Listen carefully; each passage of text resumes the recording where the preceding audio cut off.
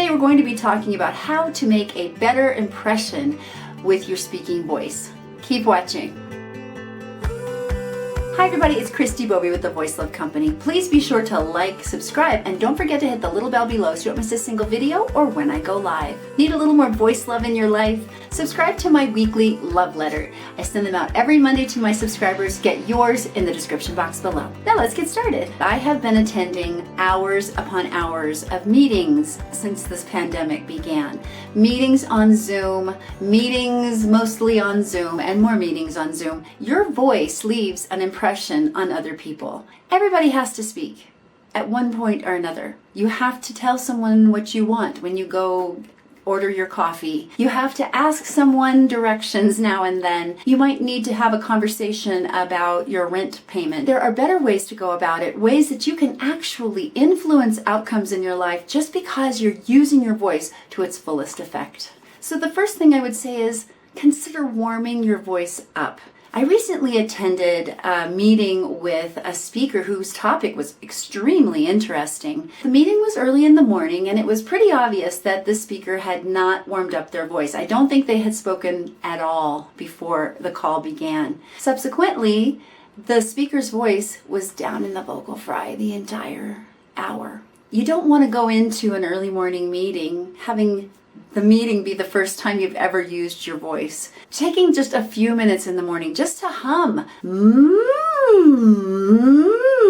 that can do wonders for those first sentences that you speak in the day. Second is try to lift the pitch a little bit on your sound. If you try to elevate your pitch a little bit, allow the voice to travel on the breath instead of with no breath support whatsoever. That's what happens when you're down in the vocal fry. It's not fun to listen to, is it? Is it just me? Maybe it's just me. Allow your voice to connect with your breath. Speak a little bit higher and let your voice float on the air instead of down here where there's no air traveling through whatsoever. Use some vocal variety. By that I mean let your voice go up, let it go down, let it have some life to it. Let it kind of tell the story in addition to the words you're forming. Instead of speaking totally monotone the whole time, and especially speaking monotone the whole time down in the vocal fry. It's a good thing I'm not bitter. Another tip I would give you is if you're giving a PowerPoint presentation, don't read like a robot from your PowerPoint.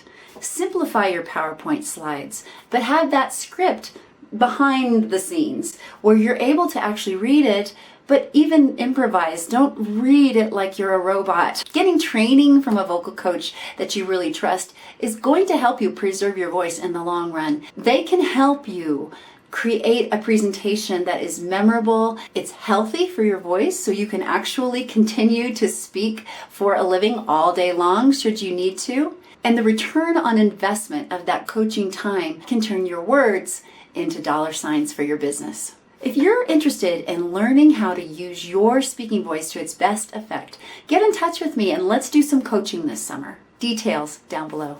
Well, that's it for me today. Like if you liked it, subscribe, and don't forget to share with someone you know needs a little vocal help when they speak. You can ask me any question in the comments down below, on my blog at voicelove.co, on Instagram at the Voice Love Company, and now on Wizio.com.